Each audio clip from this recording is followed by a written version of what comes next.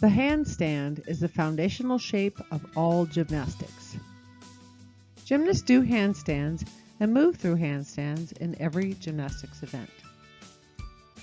This tutorial is designed to help a novice instructor get started teaching handstands to young gymnastics students. Instructors with prior gymnastics experience will be familiar with many of the terms and concepts, and those who are new to the sport will learn not just the how, but the why of the handstand technique. And maybe experienced coaches will find the tutorial useful as well. You may not be aware, but there are different types of handstands. Some, like a Spider-Man handstand, are strength drills and not a skill a gymnast performs. The focus of this tutorial is the kick-up handstand, which is the foundation for other handstands that gymnasts learn. A kick-up handstand consists of lunge, lever, kick, kiss, finish. How old do kids need to be? 1.5 to 2-year-olds can begin doing some strength drills, like Spider-Man handstands, and most 3-year-olds can begin learning the steps required to kick up. But most kids cannot really kick up into a handstand until they are about 5 or 6. One fun thing about learning a handstand is that it doesn't require any special equipment. These instructions are geared toward teaching in a gym setting, but they can be applied to any setting, as long as you are implementing the proper safety precautions. Ensure that the students are dressed properly. Leotards and gym shorts and the t-shirt are ideal, but not necessary. Just be careful they aren't wearing something loose that can fall and cover their face, or that you can get your hands caught in. Be aware that a handstand is potentially dangerous, and be prepared to spot your students to prevent falls. To avoid injury and hasten the learning curve, always begin the lesson with a brief warm-up. Cardio, such as jumping jacks or mountain climbers, gets the heart pumping and increases circulation, and stretching loosens and lengthens the muscles. Be sure to stretch the shoulders and wrists as well. The wrists take a lot of pressure with a handstand, so really take the time to stretch them thoroughly.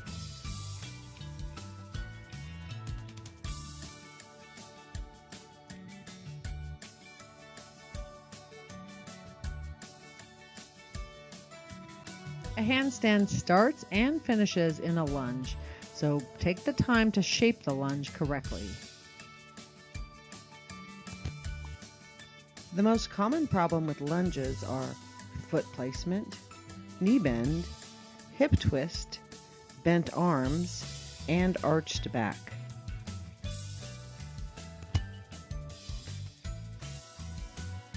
The front foot should turn out slightly. Watch for a turned-in front foot, which is bad for the knee, causes the hips to twist, and prevents reaching out straight in front. The back foot should be only very slightly turned out. Watch for the tendency to place this foot perpendicular to the line of movement. Kids tend to do this to balance in their lunge, but it forces the hip to twist backward, turning the body sideways instead of facing front.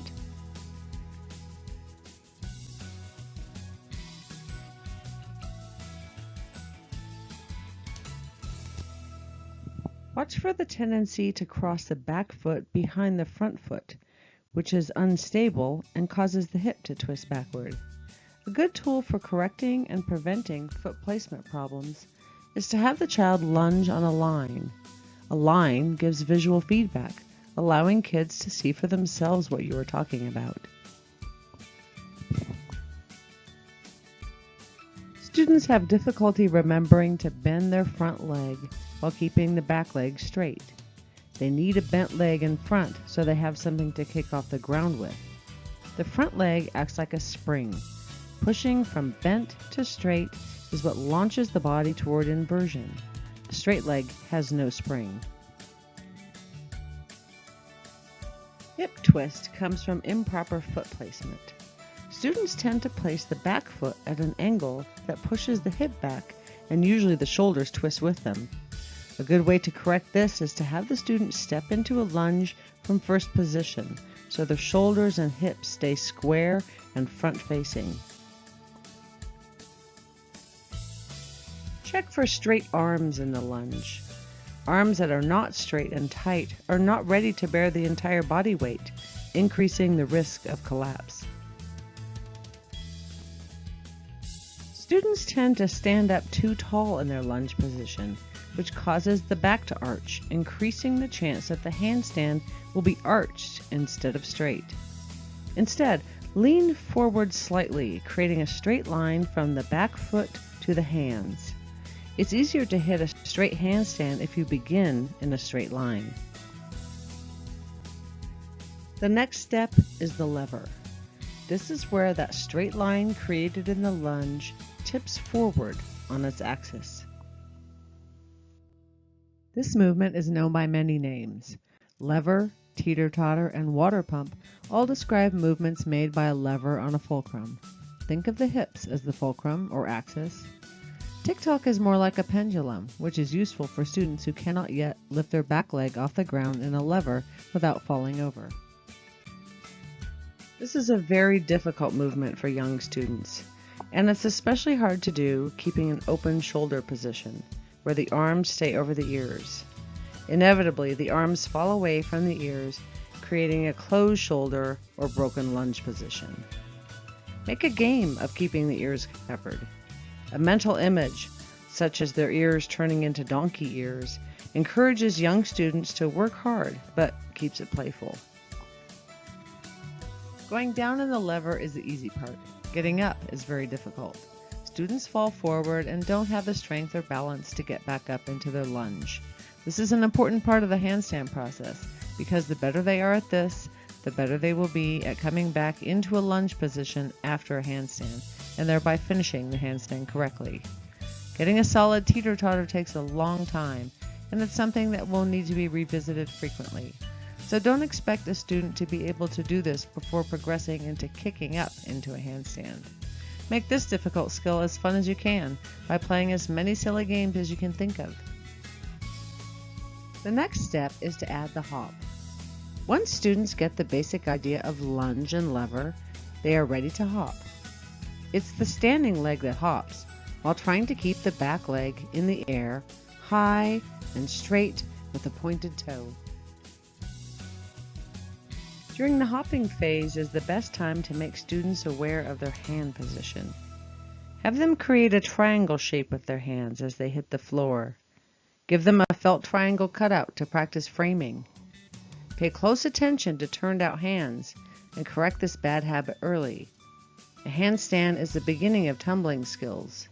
Tumbling with outturned hands can easily lead to broken arms. Once a student can lunge, lever, and hop, they can try to kick. This is the movement that makes all these steps finally become a handstand.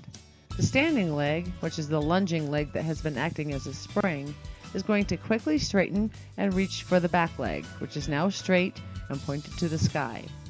The springing leg will briefly touch the kicking foot, as in a quick kiss, and then return to its position on the floor as the body returns to a lunge position.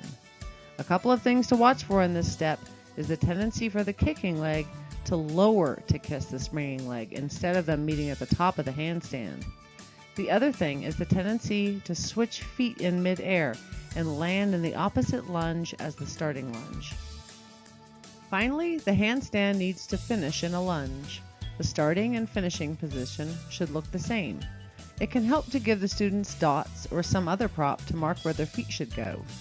Finishing in a lunge is difficult because this is where any problems encountered in the process of getting here are going to show up. Challenges in the finish are not falling, not letting the arms drop, not switching feet, and not separating the feet after they snap together.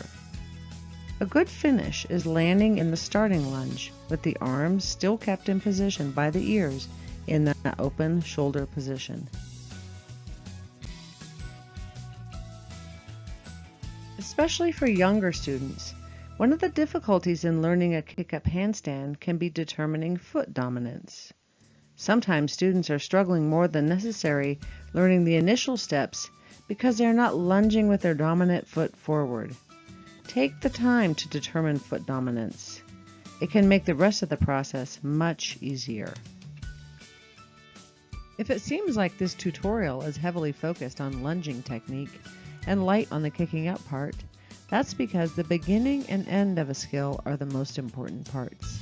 With a good start and finish, the middle will come, but a sloppy start and finish will never yield a well-executed skill.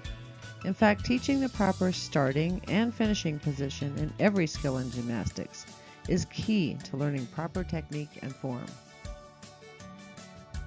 A couple of things to keep in mind as you are teaching handstands is that there is a lot of pressure being placed on the wrists, and especially for growing children, too much of this position can cause pain and even damage.